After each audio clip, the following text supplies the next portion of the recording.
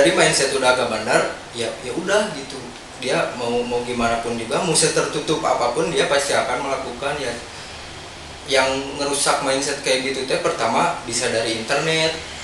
Internet itu bisa wah parah banget ngerusak mindset, kayak buka situs-situs ya maaf.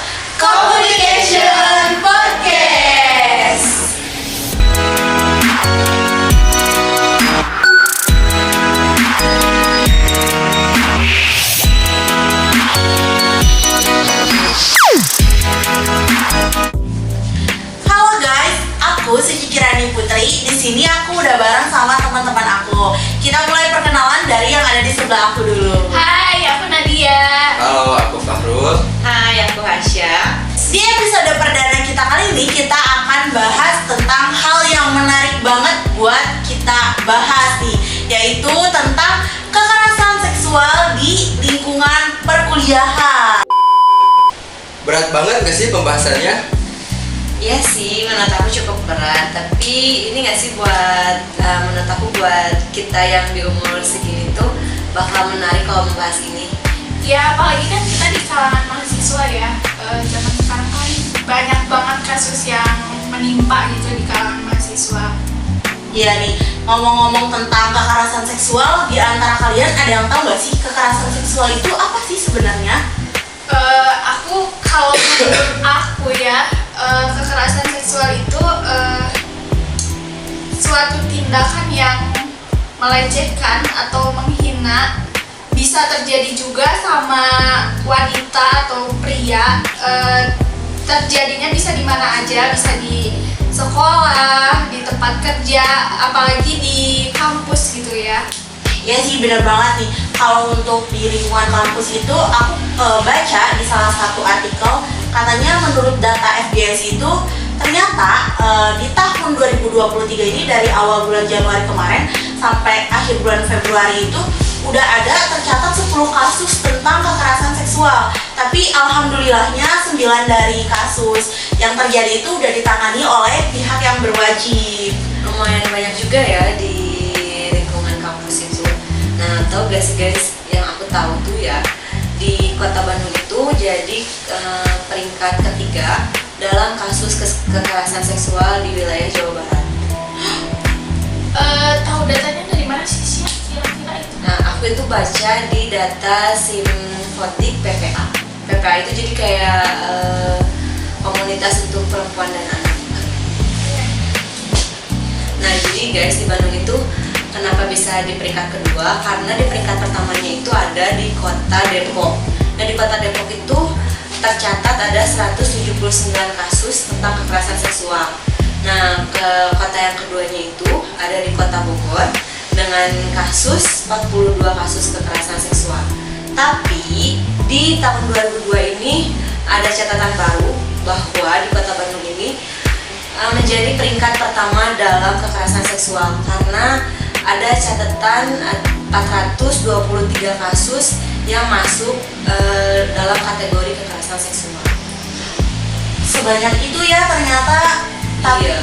Kalau tentang kekerasan seksual itu tuh sebenarnya kita diatur di dalam ada undang-undang atau ada kebijakan dari pemerintah nggak sih? Ada, pasti ada. Ngomong-ngomong soal itu, Undang-Undang Nomor 12 Tahun 2022 yang dimana tindak perilaku kekerasan seksual itu bisa disanksi selama paling lama itu 12 tahun atau bisa juga dikenakan denda sebesar 300 juta rupiah. Gede banget ya ternyata dendanya. Tapi kan itu udah ada undang-undangnya, udah ada hukum pidananya juga ya, udah ada denda 300 juta. Tapi kenapa sih masih banyak orang yang ngelakuin kekerasan seksual ini? Dibebasin gitu aja ya sih. Iya. Biasanya kalau yang ngelakuin itu tuh aku nggak tahu kenapa suka ada yang dibebasin gitu, nggak pernah ada yang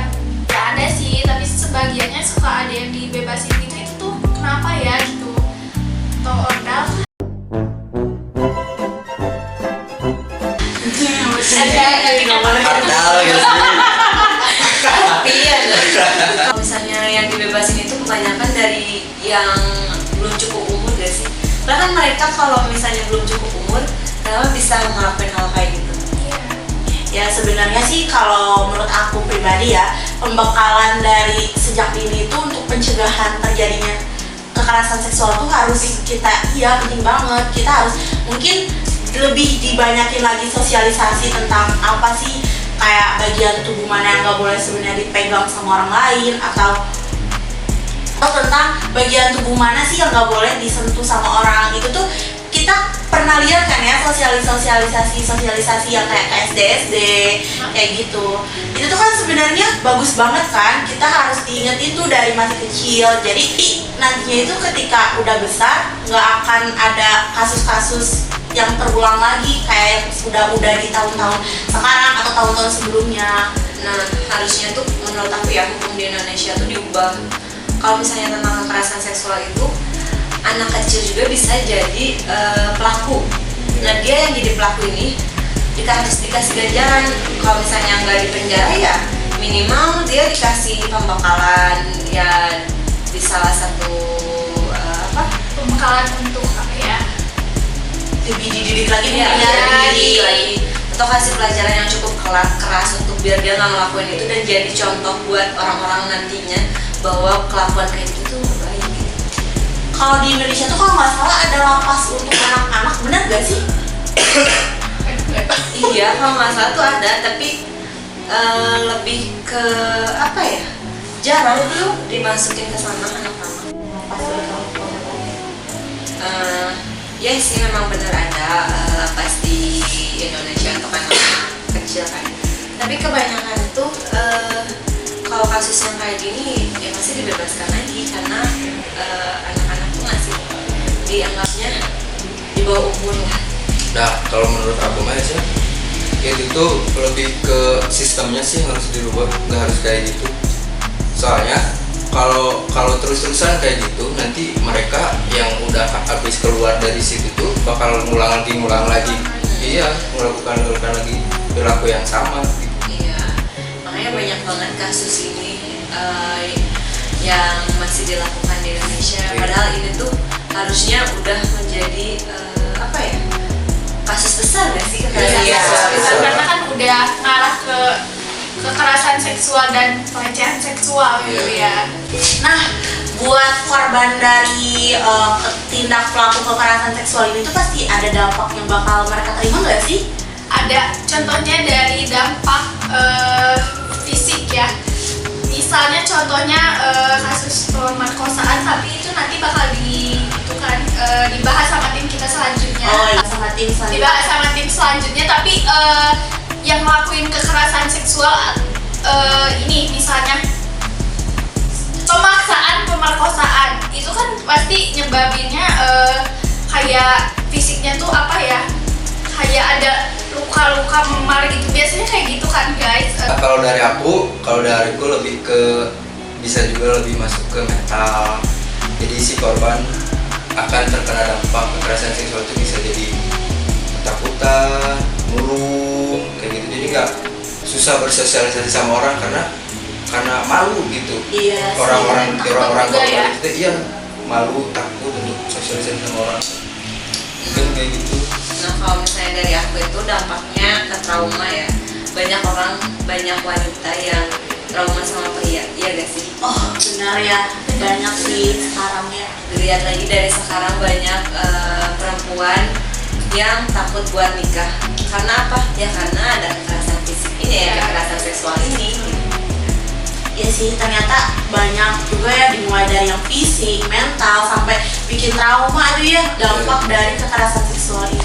Nah, kan untuk mencegah dampak dari kekerasan seksual ini tuh ada nggak sih kira-kira pandangan dari kalian gitu? Khususnya mungkin cewek nih yang banyak banget diberitakan yang rata-rata korban kekerasan seksual itu mayoritasnya itu perempuan kan ya? Ya. Mungkin Kalau menurut aku sih dari ini ya, dari kita harus bisa bela diri. Itu penting sih kalau menurut aku. Soalnya pakaian juga bisa menyebabkan pelecehan seksual. Soalnya pakaian yang tertutup juga gitu. Sekarang banyak gak sih ngalamin ngalamin pelecehan seksual atau kekerasan seksual gitu. Iya, benar, banyak banget yang aku baca ya di Twitter, yang aku lihat. Kan jadi ada museum yang tentang rap gitu kan. Oh iya. Nah, tentang apa? Pemerkosaan. Ada orang dia pakai baju yang udah tertutup, pakai baju sekolah lah misalnya. Dan itu kan tertutup ya, lengan panjang, arah panjang, tapi dia masih dilecehin. Terus aku lihat yang paling miris tuh kayak anak kecil masih umur 5 tahun loh. Dia kan pakaiannya juga yang nggak gimana kan, pastinya orang masih 5 tahun. Tapi nggak tahu kenapa banyak orang yang mikir untuk buat melecehin anak. Ya kalau dari sudut pandang laki-laki itu ya itu mah meskipun mau ditutup kayak gimana pun balik lagi ke mindset si pelaku masing-masing. Mindset kayak gitu masing-masing. Kalau dari mindset udah agak benar, ya udah gitu. Dia mau gimana pun juga, mau tertutup apapun dia pasti akan melakukan ya. Yang ngerusak mindset kayak gitu teh pertama bisa dari internet.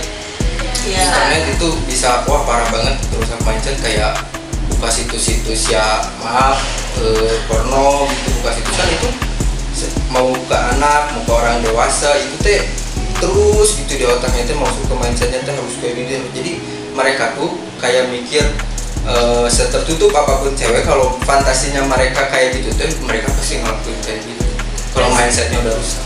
Berarti penyebabnya tuh bisa dari internet juga Oh ya? bisa, itu paling parah sih kalau sekarang ya. paling parah. Apalagi kan kalau yang udah pada gede nih ya kayak sebaran kita gitu, mungkin buat mengakses internet dan nyari hal-hal kayak gitu tuh gampang kan. Gampang. Malah untuk di kalangan kita kadang hal-hal kayak gitu tuh dinormalisasi ya nggak sih? Iya. Ya kan, jadi ya bener banget sih, tergantung mindset dari orangnya aja. Kalau orangnya udah pikirannya ngarah ke arah yang tanda kutip gitu ya, mau gimana lagi Ya. gitu kan. Apalagi kan kalau misalnya umur-umur kita sekarang lagi di kuliah tuh kayak masih jadi banyak yang jati diri gak sih? Iya. Ya, Ya, jadi orang-orang tuh kayak pengen nyobain sana sini gitu, kayak nyobain hal yang baru buat dia gitu, tapi salahnya tuh dia ngambil jalan yang salah. Ah, Cobain iya. apa nih gitu kan, kayak betul. Bener banget, jangan coba-coba ya intinya. kan tadi ada cewek nih, kalau cowok tuh ada gak sih lu yang pernah kekerasan seksual atau pelecehan seksual gitu? Ada banyak pak, cewek cowok. Contoh waktu dulu kalian pernah ini nggak sih, pernah lihat di berita Tegar yang dulu pengamen api iya. kekerasan seksual kan, sodomi, maaf ya kayak sodomi kan itu korban, dia korban.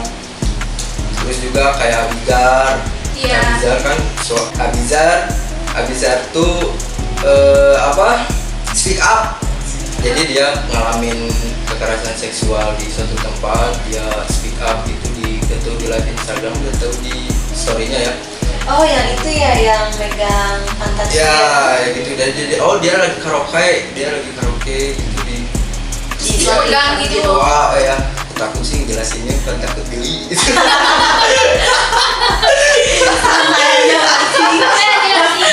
Podcast perdana gitu.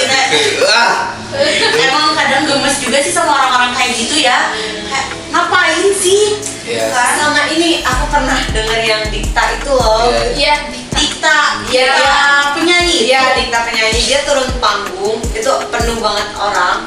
Nah, maaf ya, kelaminnya itu dipegang sama cewek. Aku tuh sampai nggak- dia kesakitan. Iya, kan, sampai ya? dia kesakitan. Kenapa sih cewek bisa berpikir Iya. sampai segitunya? Iya. Aku gak ngerti banget. Aku pernah lihat juga tuh videonya, bahkan ada yang ngevideoin gitu kan. Gak kerasa banget, ternyata kita udah cukup lama nih ngobrol-ngobrol tentang bahasan yang udah kita bahas tadi. Kita udah gak kerasa, udah bahas Definisi, Iya. pencegahan, hukum dan undang-undangnya. Dampaknya. Iya. Iya, dampak dari kekerasan seksual. Sama itu juga kasus-kasus yang terjadi di Indonesia. ya, angka di Bandung juga Iya. ternyata tinggi banget, dan aku tuh baru tahu. Dan Tegar juga ternyata dia pernah Iya, karena pernah. pelecehan itu Kaget kaget, banget ya. cukup kaget ya, kita baru tahu banget. Tapi itu cuman masih sebagian dasarnya doang nih yang kita bahas, karena ada tim kedua kita yang bakal melanjutin obrolan kita di sini. Kita dari tim yang ke-1 pamit undur diri dari layar handphone kalian. Bye bye.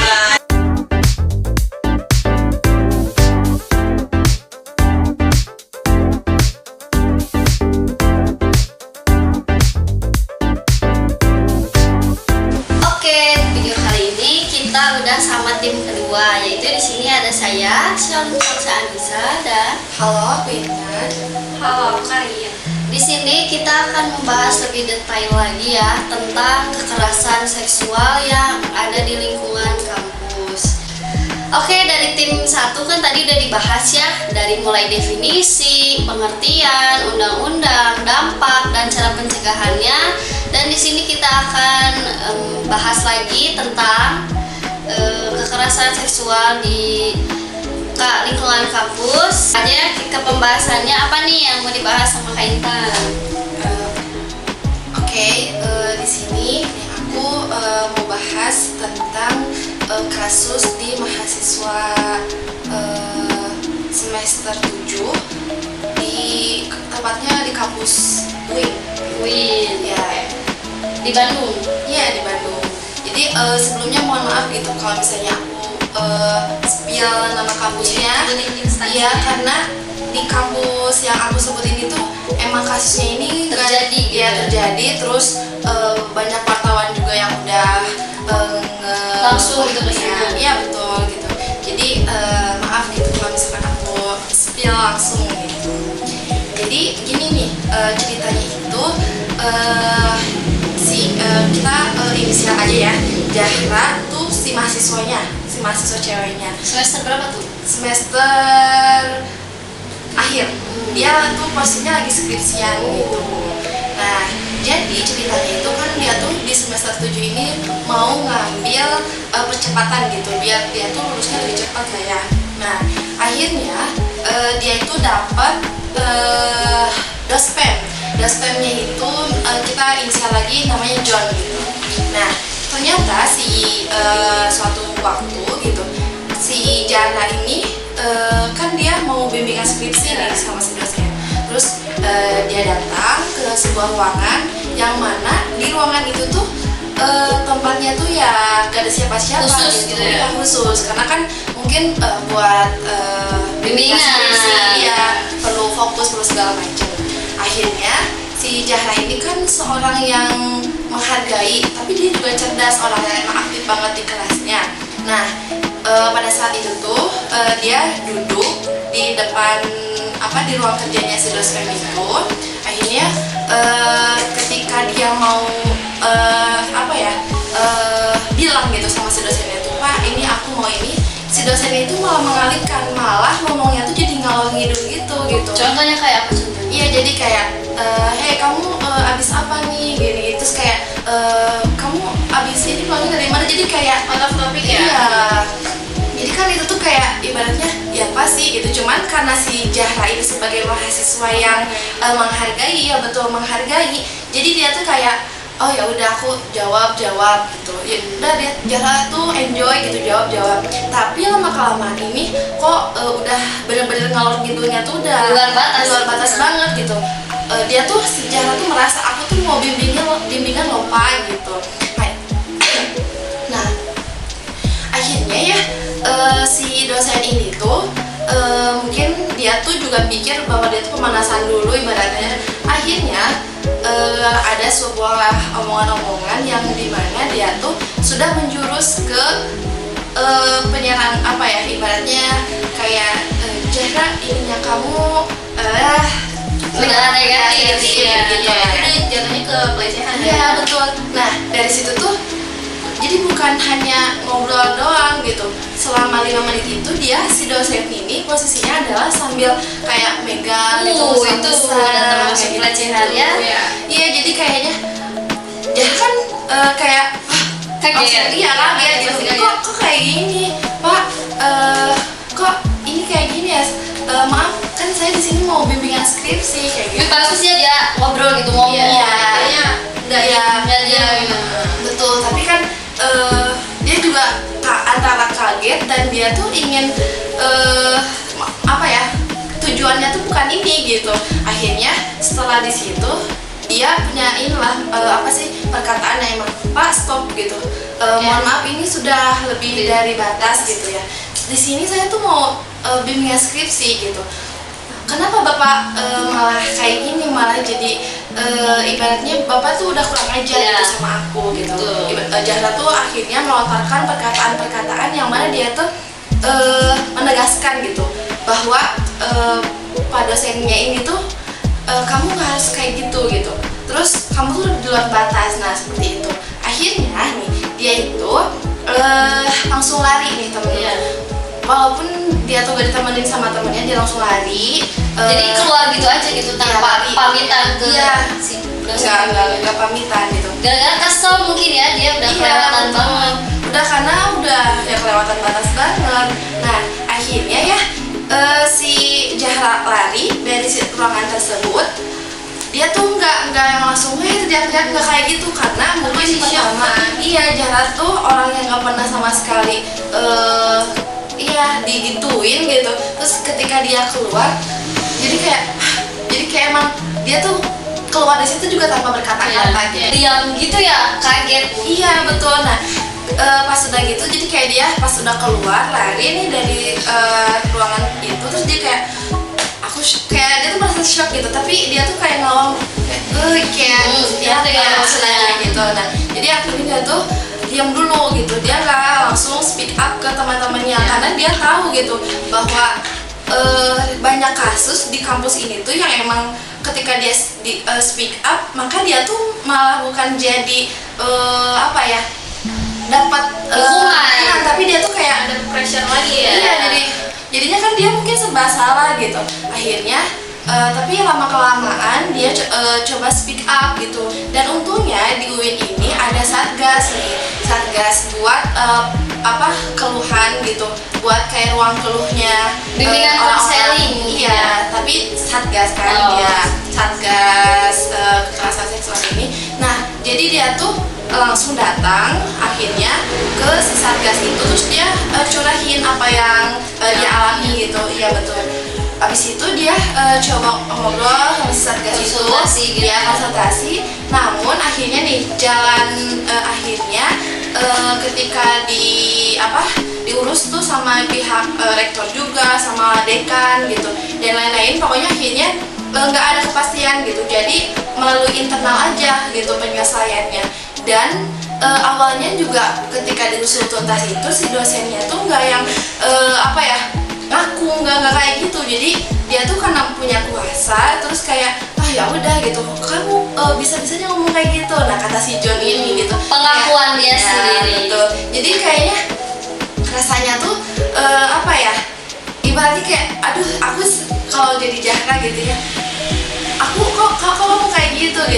Nah jadi dari situ tuh pihak kampusnya juga nih dia tuh kayak bilang gitu bahwa udahlah selesain secara internal aja gitu, karena kita tuh punya nama baik juga gitu. Nah itu jadi kayak greget banget jadi rasanya gitu ya, gitu iya, aja betul. Nah itu jadi kayak rasanya gitu ya gak lega. Iya, dan di Indonesia tuh kenapa gitu semuanya selalu kayak gini gitu. Cuman ngebahas soal satgas itu, jadi di beberapa PTN sama PTS nih udah ada ya satgas PKKS namanya, pencegahan penanganan kekerasan seksual. Iya. Jadi nggak usah bingung nih misalnya kayak aduh aku harus cerita ke teman atau enggak, karena kan nggak semua teman bisa kita percaya ya. Apalagi ini masuknya ke aib gitu kan. Jadi di satgas ini jadi buat yang mengalami kekerasan seksual atau pelecehan seksual oleh teman sekampus ataupun dosen, jadi bisa langsung lari ke satgas. Dan satgas ini tuh dipilihnya juga benar-benar orang-orang terpilih gitu. Iya, jadi bukan orang sembarangan. Iya. Dan kenapa sih ada satgas ini? Jadi dari satgas ini juga ngebantu banget kan. Dari si satgas ini udah tahu cara penanganannya kayak gimana di saat ada orang yang datang ke dia. Harus tahu. Tapi aku sambung lagi ya. Jadi aku tuh sebenarnya bagus gitu ya, bahkan kita tuh udah punya ribuan satgas di setiap kampus gitu ya, bahkan banyak yang ibaratnya kan untuk nanggulangin gitu ya. Tapi si akhirnya tuh konklusinya tuh malah cuman jadi wadah aja, tapi si kasusnya ini tuh Tidak ditangani tuntas. Iya, jadi bahkan gak bisa ke ranah hukum karena itu tadi gitu, kampus punya reputasi gitu, dan kampus pokoknya ingin reputasi yang baik. Iya. Dan parahnya lagi nih ya soal reputasi itu tuh kita bahas langsung ya ke, mungkin teman-teman di sini tahu gitu ya, kampus UGM. Di kampus UGM ini ya 18 tahun seseorang mahasiswa gitu ya, dia tuh sampai ibaratnya ngurusin ke hukum sampai bertahun-tahun lamanya, sampai 18 tahun enggak sama sekali. Akhirnya konklusinya adalah jadi dia itu punya pengacara ya, sampai ke ibaratnya gini loh, dia udah lulus sampai 18 tahun dari dia lulus itu, berarti kayak udah lama banget gitu ya, sampai dia nyewa pengacara gitu buat ngusut tuntas yang kasus yang dialami. Ya. Habis itu dia tuh kayak sama pengacaranya datang, terus pihak kampus sama rektor dan dekanat juga datang gitu. Pas datang ternyata si rektornya tuh bilang kayak ya udahlah kita secara internal aja gitu, karena si dosen ini tuh ya emang nggak ini juga selalu berkelit gitu. Akhirnya ya udahlah, jalan akhirnya si dosen ini tuh cuma minta maaf doang sama si Sandra ini gitu. Jadi kayaknya Sandra pun kayak ya bingung lah, maksudnya kayak gimana lagi ya, aku udah ngusut 18 tahun tapi nggak ada yang pihak kampus nggak bisa ini, makanya kayak dia tuh udah ngelus-ngelus gitu. Tapi alhamdulillahnya gitu di UGM ini ada namanya Balarium. Balarium ini dia ini semacam kayak wartawannya kampus gitu, kayak buat media ini. Dan dia tuh tahu gitu bahwa si kasus ini tuh memang benar-benar terjadi. Bahkan yang lebih parah, kalau mungkin tadi hanya di kampus itu cuma pegang gitu, di kampus yang UGM ini tuh adalah video si Sandra ini disebar ke media sosial, terus si video parah banget gitu ya. Tubuhnya tuh dijadiin video-video meme gitu, yang lawakan-lawakan gitu. Jadi kayaknya aduh, aku udah malu ini, terus reputasi aku udah hancur gitu, badan aku udah rusak. Habis itu aku disebarin lagi di media sosial, kan parah banget gitu. Dan penjelasannya betul tuh kayak udah ada undang-undangnya, cuman nggak segampang itu ya di saat kayak ya udah tinggal laporin aja kan ada undang-undang soal nyebar kayak gitu. Terus kayak cuman kan nggak gampang, apalagi kita berurusannya sama orang yang istilahnya punya privilege lah ya, punya nama besar, itu bakal susah banget untuk kita bayar berapapun wawancara. Kita udah punya bukti kuat gitu ya. Iya, kita udah punya bukti kuat, tapi yang nggak akan mempan gitu. Digubris sama sekali. Iya, dan kayak misalnya Satgas ini juga alhamdulillah banget sebenarnya ya, udah ada perkembangan gitu dengan adanya Satgas. Cuma dijadiin cover di saat ada yang nanya nih, ya udah ini solusinya gimana nih buat kekerasan seksual, kayak kan bisa langsung ditembak jawab, kan udah ada Satgas, kan ini kerjanya Satgas tuh ngapain kayak iya. Sedangkan di saat udah ada laporan masuk itu tuh belum tentu bakal beres, karena jadinya kayak ya udah secara kekeluargaan aja pasti balik lagi ke situ sih. Sebenarnya kita kalau misalnya kita lihat kan di undang-undangnya tuh dikeluarin di 2022 nomor 12 tahun 2022 ya. Tapi kita kan 2023 ya, harusnya dengan adanya undang-undang itu tuh harusnya bisa dijalankan gitu ya si kasus kekerasan ini. Tapi malah ya sama aja gitu, kayak hukum Indonesia yang biasa dijalani, bahwa kekerasan itu kayak hukuman itu nggak dijalankan secara efektif. Ya betul gitu. Jadi rasa-rasanya gitu harus ada undang-undang baru yang dikeluarkan, bukan untuk si korbannya itu atau penyelesaian itu, tapi untuk orang-orang yang pimpinan-pimpinan gitu tepatnya. Jadi si pemimpin-pemimpin kayak rektor atau dekanat atau guru-guru, dosen-dosen segala macam itu tuh harus ada hukum gitu. Karena kalau misalkan ada hukum ya ketika misalnya nih si korban mau usut tuntas kasus ini, nah kalau misalnya si rektor atau pimpinan itu nolak atau apa ya ibaratnya kayak tidak mau mengakui, jadi ada payung hukumnya juga, perlindungan. Jadi bisa aja si rektor ini dipenjara gitu, nggak hanya si permintaan maaf kayak gitu. Iya kayak gitu. Oke, Pencegahan sama ya soal kekerasan seksual ini sebenarnya tanggung jawab kita bersama ya, bukan kayak orang-orang tertentu atau satgas tertentu. Cuman emang nggak semua aware aja, karena mungkin orang-orang tuh nggak ngalamin apa yang korban alami. Ya betul. Oke, segitu aja ya pembahasan dari tim 2. Maaf bila ada salah kata atau salah pengertian atau salah ucapan ya, mohon maaf sekali. Ya kalau misalnya teman-teman ada yang salah dari tim 1 atau tim 2, teman-teman bisa kritik di kolom komentar ya. Kita tim 2 pamit undur diri. Bye bye. Terima kasih untuk teman-teman semua yang udah tonton video kita. Jangan lupa like, komen, dan subscribe di bawah ya. Jangan lupa share ya, ini penting banget. Ya, ditunggu lagi video-video podcast kita di episode selanjutnya, oke? Bye-bye!